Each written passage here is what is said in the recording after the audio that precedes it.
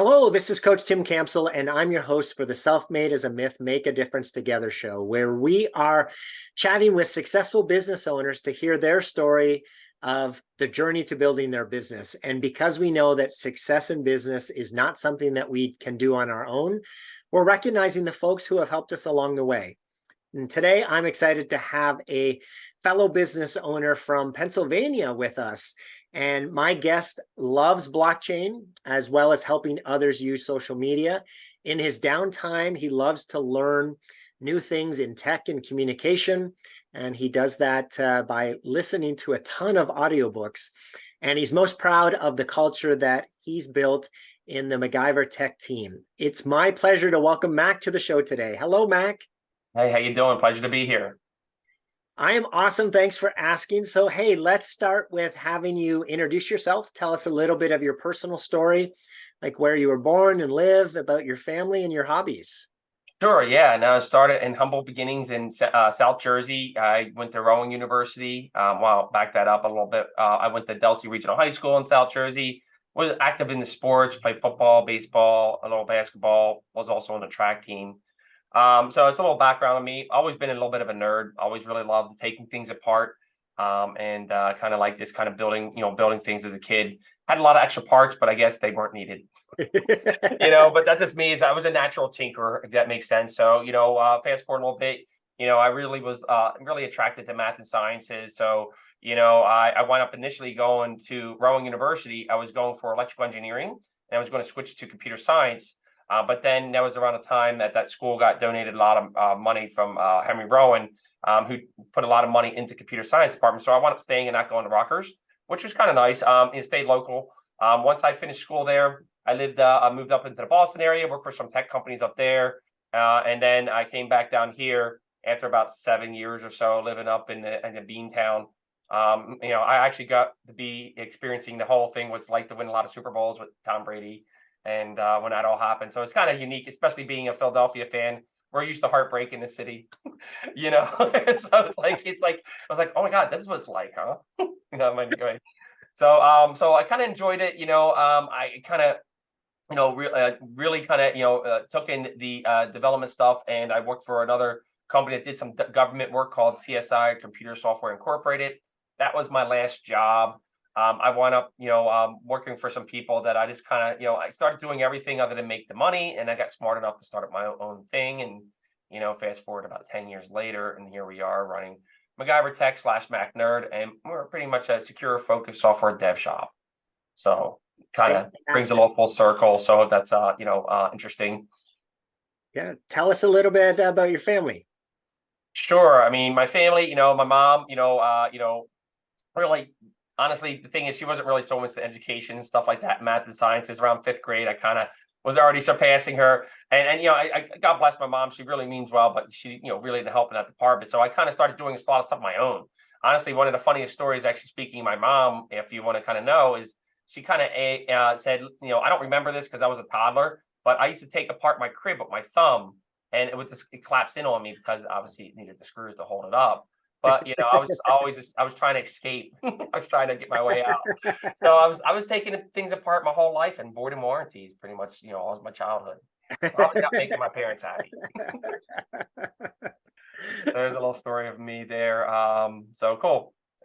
Awesome, fantastic. So tell us, is there a funny story that your family likes to tell about you that you'd be willing to share with us today? I mean, I think that little bit of story right there with me, with the crib collapse, and it's a very humbling story, knowing that basically, I'm trying to escape, doing goodwill, get out, but in the process, whole thing collapses in on me. So I guess there's a kind of a story of trying not to get too ahead of yourself, Yeah. but I guess I didn't learn, and I've been, quarantined my whole childhood as I was going through that journey. Now, you mentioned earlier that you took things apart and put them back together, and you had spare parts. So I did, yeah. So I would try to make little robots and little electronic stuff. I was even at that young age, I was playing around with a soldering iron. I was hacking my video game consoles like Atari, Xbox, Yeah. Nintendo. I'd taken every single one of them apart. Now I did that. I took stuff apart too and had extra parts, and it never worked. So when you put it back together, did it work without those parts? Sometimes. One of the biggest things as a kid that, my vacuum, we grew up pretty humble and really not, we grew up pretty poor. And, we couldn't afford to like say our vacuum cleaner would break.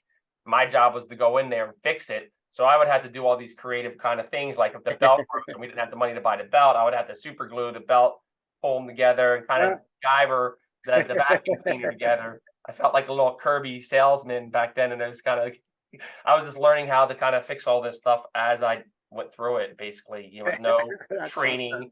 this kind of bulldozing through it. So I don't know. I guess I take that knowledge as a kid and learning to be really creative about problem solving has probably helped me, even today. I love it. So tell us, Mac, how'd the business come about, and at what point did you have the confidence that you could run your own business? That's a really good question. So I was working for, a company, I don't want to name names, but, and they, the problem is they got complacent. They started putting a ton of responsibility on me. I was doing all the work. I was building the team. I was doing everything other than really making the money. And when I try to have conversations about that, it fell on deaf ears. I was like, you know what? I'm going to try, try my own. We're getting really lucky. There was an opportunity that showed up that wanted to give me a really good base to start as a company. I had to work my tail off personally. I did whatever it took. I wound up, living out of a suitcase for a little while, and just did what I had to do to build my network. I was around the same time. We had a new family member come into our life. I have Logan as a kid, so he kind of like came in, as I was starting to go through this process. So you can only imagine how chaotic that might be with my wife at home with a kid. Here I am traveling out, doing all this stuff. And she's like, think I'm gallivanting all over the world, where I'm just trying to obviously give us, a future here. So, a lot, I didn't know how hard it was. Honestly, now in hindsight, I don't know if I would have jumped as fast and hard as I did, knowing how much work is involved in running a business. Because boy, it's much more than you would ever imagine. It's like literally the best and the worst job all in one. So, Mac, tell us a little bit more about the company. What's the name? What do you guys do? How do you help people? Oh, sure. Yeah. So I actually have two companies. One of them, the primary, is MacGuyverTech, and we've been around for probably about 10 years. And we're just a custom software dev shop, and we build software solutions to help companies basically whatever they need. There's a lot of products out there that do a little bit of this and a little bit of that, but none of them really care about the company itself that they're serving. They care about the product and churning as many as they can. We don't have that methodology. We build them exactly what they need. And we tie together all their systems. We have a very security focused mindset. We are an active member of the FBI InfoGuard. We do work with FBI cybercrime sometimes, and we have a very security focused mindset. So we kind of make sure everything we do is really secure in today's day and age. That you can't take that lightly, and something that we care about. And I'm really happy about the culture. We spent the last couple of years going through executive coaching, personality profiles, finding the right persons for the right seats, like all the things you do growing up as a business. So that's been a humbling and really cool journey. And some of those audiobooks I think you mentioned are honestly not what you would think, because I'm a tech nerd at heart, right? You would think I really want to gravitate towards maybe sci-fi tech stuff. No, I'm doing exact opposite. I'm learning how to be a more effective communicator. I'm learning how to work on all the soft skills, the stuff that never came natural to me. Right. Yeah. I mean, the math and science stuff I can skate by because I have a natural ability there. But boy, someone with ADHD, I'm naturally good at not listening. And I'm a little bit on the autistic scale, so I'm a little handicapped on the emotional intelligence side. So it's extremely fascinating to learn about this stuff that never came natural. And then, boy, it's been really humbling and enlightening to learn that kind of stuff, at my age now. I wish I'd known them younger, probably made me a more effective communicator. But being a leader, I have no choice. If I'm a horrible communicator, I'm probably going to be a horrible leader. So I'm doing everything I can to self-empower myself, better myself every day. I'm a lifelong learner. I try to challenge myself as much as possible, and I try to do good things with good spirit and good intentions. I'm a giver. I think you mentioned about social media. One of the things is I do have a pretty good following, especially on Twitter, and I use that as a vehicle to give back to people less fortunate myself. I've been doing it for 5 years now or so, and it's kind of rewarding in its own right. A lot of people use social media for a lot of wrong things and bad things, and misinformation. It's like diarrhea. I'm like trying to go the other direction. I'm doing inspirational quotes. I'm trying to give to people that I was fortunate myself. All the things I think we're missing a little bit in humanity, trying to soften the edges a little bit. Wonderful. What's the second business? So the second business is Mac Nerd Enterprises, and that is a company solely focusing on blockchain development. Blockchain is a technology that, you might have heard the buzzwords, but it's really a new phase of the internet that's secured at the network layer. It's worth a lot of money. Some of these things, probably heard a lot of stuff of scams and stuff. Fortunately, a lot of people that see newer technologies always try to take advantage of people. It is really kind of a groundbreaking technology once it, becomes fully integrated with society. But it's already, this is something that's not going anywhere. And it's really, we've had the information age of the internet, but now we're going into the internet of value. And this is a way of controlling all that in a way that, you can actually have value in something. Not like, if I copied a Word document, how valuable is the copy? That's not like that on the blockchain. And there's probably, I don't know, a few $100 billion moved a day in this area, and it's worth trillions of dollars. I mean, it's nothing to sneeze at. So we're just building stuff in that area. If you ever heard of the buzzword smart contract, NFT projects, tokens, we build those software things that go on and live on the blockchain. It's kind of cool. It's a whole different world. Yeah. That's why we had to create a new company, because we were trying to do that type of work under MacGuyverTech. And my marketing people were pulling their hair out. They were like, what is this? And how do you sell this? And it doesn't, you have Anheuser beer people as your customers. You can't talk like that to them. So it's like, there's a whole different, so we separated it, and it was for good. And it's been great. We built like 15 projects in the last year. Awesome. Yeah. Wonderful. Cool. So Mac, share a story where someone pushed you or inspired you that you could do it, even though maybe you didn't think you could, and the impact that that person had on you. Wow. I mean, that's actually a really good question. So when I was going through that transition period and I was working for somebody, and there happened to be a project I picked up that I was working for the company, and that person identified, he's like, listen, you're smarter than this. Why are you kind of dealing with this? And he kind of like made the light bulb kind of go off. And kind of said, hey, listen, you're making all the shots here. You're doing everything. Why are you answering to somebody? And then I had an opportunity show up. I jumped all over it, and I never looked back. Yeah, congratulations. That's awesome. Terrifying, exciting, all in one. I tell you what, going out on your own can be really exhilarating, but it's really like, also you're like, oh my God, like, you have to kill what you hunt what you kill kind of thing. You know what I mean? It's not like everybody thinks like that. Like my wife, she works for Boeing, been there for 20 years, collects a paycheck every day. Risk aversion, doesn't, when I start the business, probably not a good idea. Yeah. I find that couples are usually opposite, right? We attract our opposite because we know that we need our opposite to be complete. So that's awesome, right? You're more the risk taker. She's the more conservative person. You get to I'm the bull in the China shop. Matt, you mentioned the ups and downs, right? That it's the best thing you've done and also the most scariest. So you've probably had a lot of learning through the years. What's your biggest learning as an owner? Not every business is good business. Be careful who you pick up as customers, because they could be toxic and you not know it. And, this is a small development shop.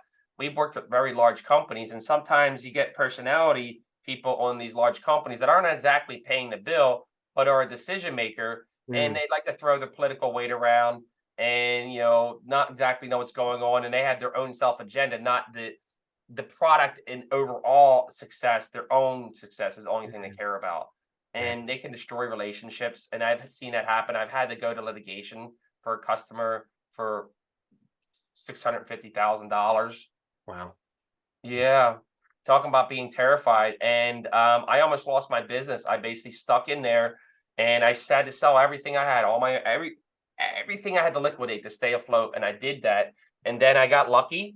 I wound up hiring really good lawyers. They wound up getting an early settlement. I almost ran out of money. I literally hung in there like Rocky to the last punch. And then, a lawyer called me, say, hey, they settled. Within a week or so, I got my checks, and I was able to stay, to move on. And then I, kept building from there. And it was like literally like a V, straight down and straight up. The one thing I can say is stay in there. The worst thing you can do is give up. Yeah. You got to be, there's going to be extremely challenging times, even for people like Elon Musk.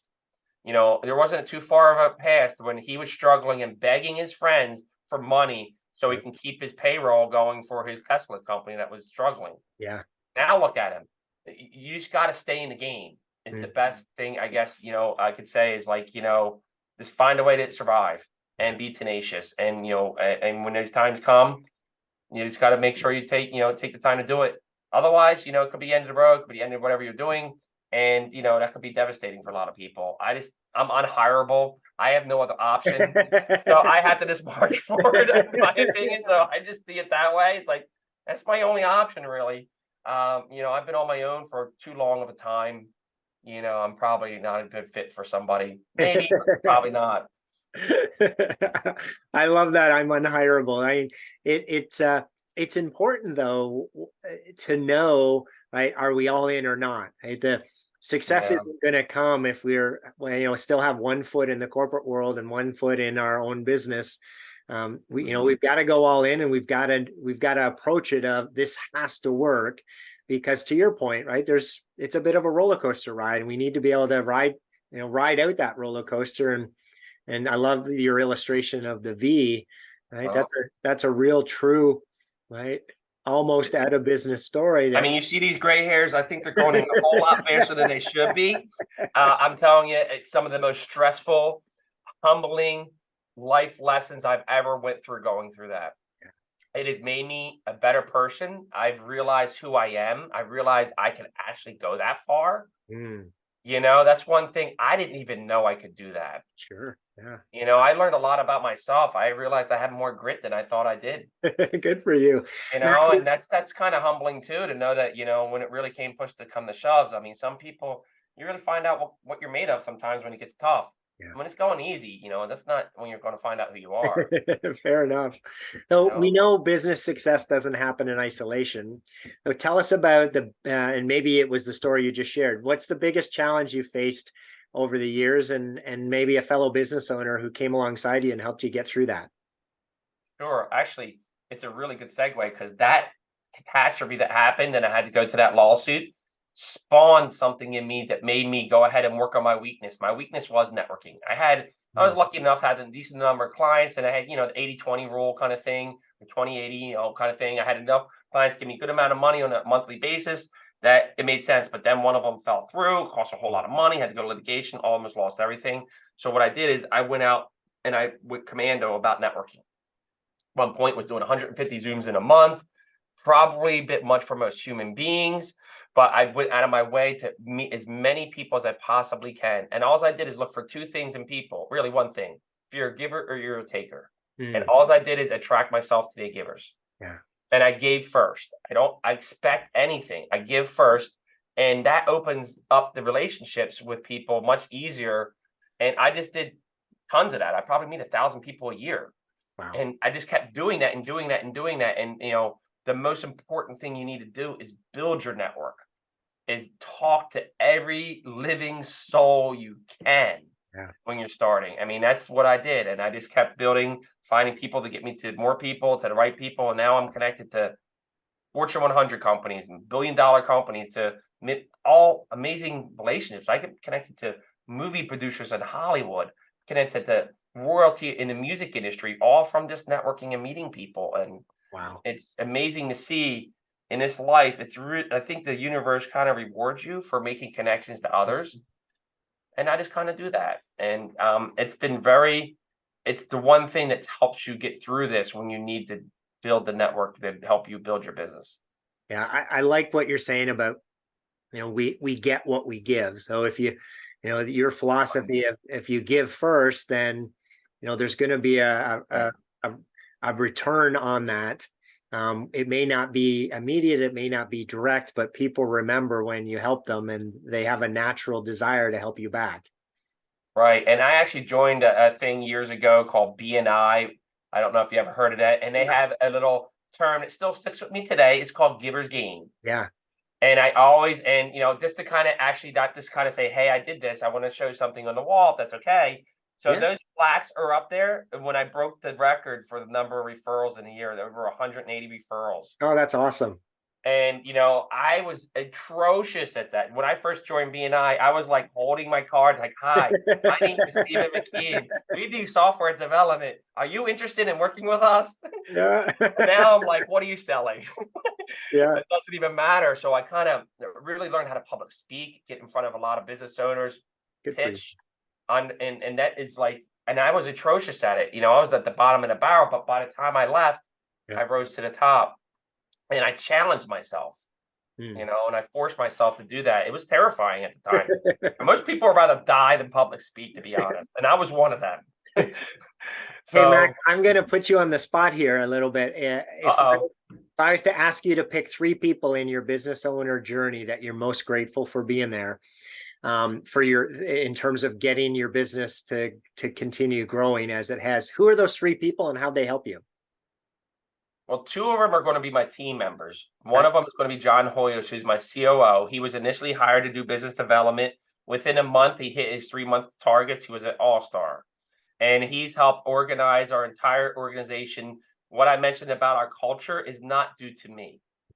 As somebody who is a little devoid of emotional intelligence and probably not the sharpest tool in that area, John is exact opposite of me. He's helped build a team, get the right people in the right seats, absolutely instrumental of getting us over to that next phase of where we are. Awesome. And his partner is Nayela, who initially came on as my EA, and she had a very stiff competition. We literally had 5 people down the line, and she wasn't my first choice. John said there's something special about her, so I gave her a chance. She's now our security operations manager, and she's really moved up and has been an instrumental part in basically assembly lining all our operations with John. Her and John are like a team, a unit. So I'm extremely grateful for having them in my organization and being friends with them as well. We wouldn't be here today if I didn't have them in my team. 100%. Yeah. And the other one is his name is Justin Justice, and he's an executive coach. He's out of the Jacksonville, Florida area, and I became good friends with him, and he's helped me work with the team and help analyze all the right team members, get them in the right seats.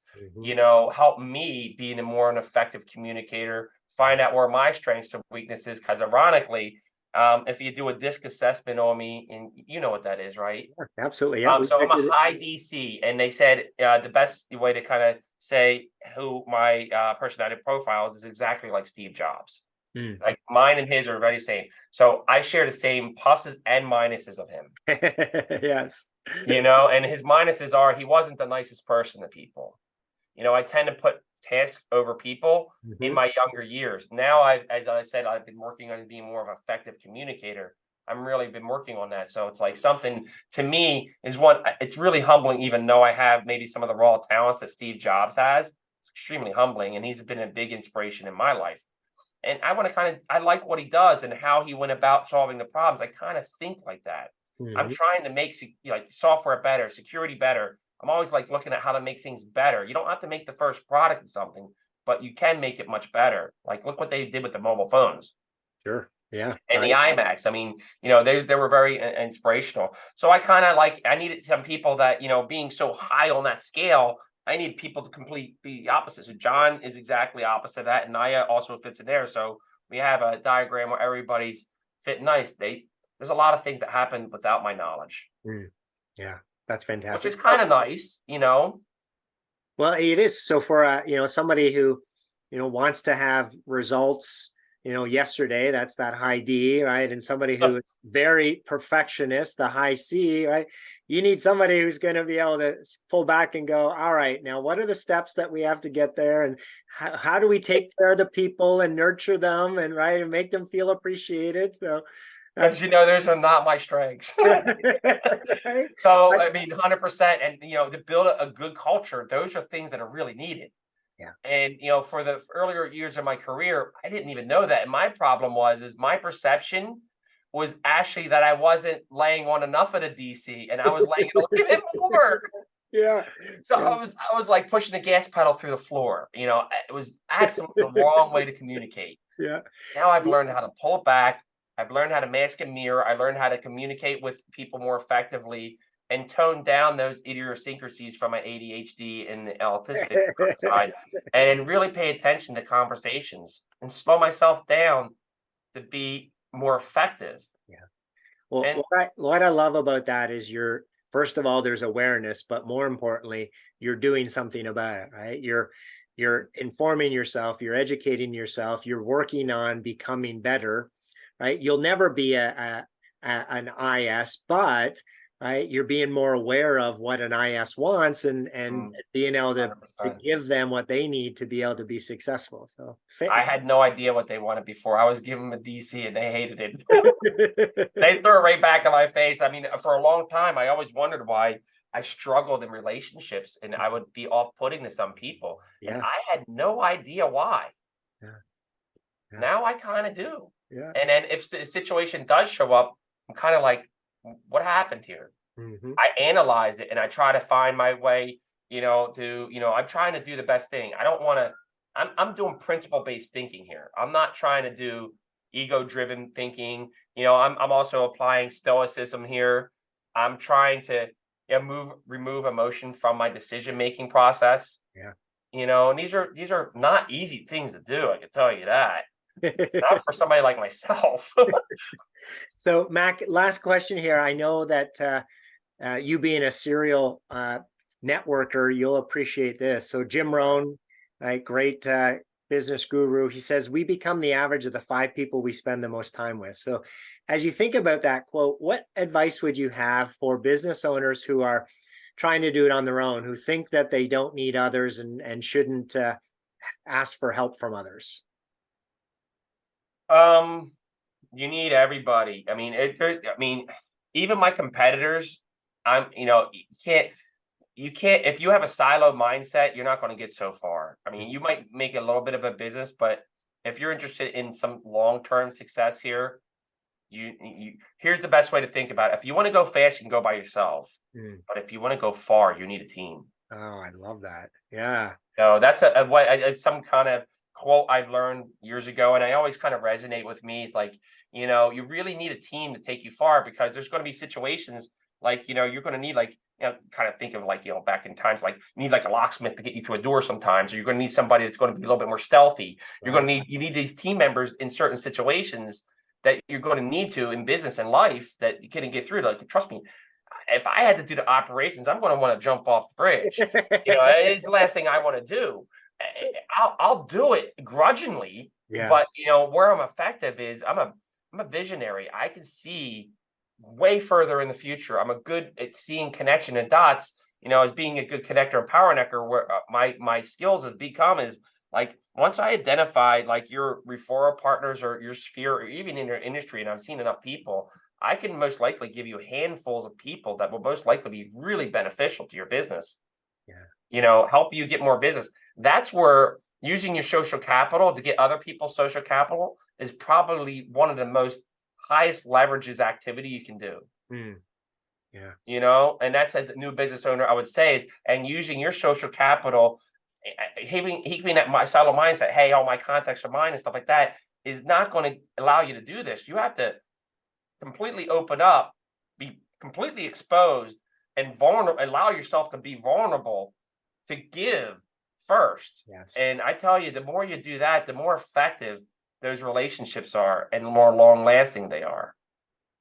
Amen. I don't know. I mean, this is me, maybe if I'm wrong here, but this is how I'm learning going through this. Like I said, this is fascinating to me because this is something I was never good at or even noticed. Sure. Yeah. Right. I didn't even know this stuff existed.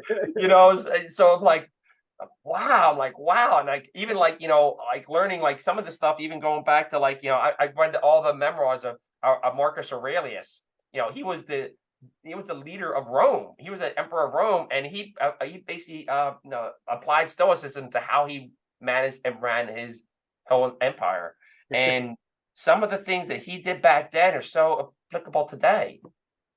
2,000 years ago, his mindset is still valuable today. And if you apply those principle-based thinking, where you're not kind of like, what's in it for me? Right. If you do it for the greater good and the higher, for everybody involved, that tends to lead to better opportunities and trust. And I just look for those things. I feel really good about connecting people. I get emails all the time saying, "Oh my God, you helped me with this and that years ago of something I did." And that's kind of nice, to know I kind of inspired or helped or did something that, it helps another human being. Yeah. Way to go. I love it. It just your giving mentality, you're helping others is just it's refreshing to hear. So it Oh, sounds like it's all been more than worth it in terms of you got a lot of incredible people in your life who have helped you along your journey. Mac, if they were all on the show here today, what would you want to say to them? thank you. I appreciate all your help. I'm really humbled to have such good people around me, you know? Fantastic. That's the only thing I could do. I'm excited to be part of that. Yeah. Awesome. What else can I say? I love it. I Yeah. mean, It's that's what people want to hear. So that's awesome. Hey, it's Mac, the truth. it's been a pleasure speaking with you today. Thank you so much for being on the show. Yeah, thank you for your time. It's been a pleasure as well. To everyone who tuned in, thanks for listening to the Self-Made is a Myth show with your host, Coach Tim Campsell. Be sure to help spread the movement by liking us and sharing us on your social media. And to join our movement, go to bemadtogether.com. All right, folks, that's a wrap. Make sure to pay it forward, and I'll see you all next time. Take care. Sounds good. Thank you.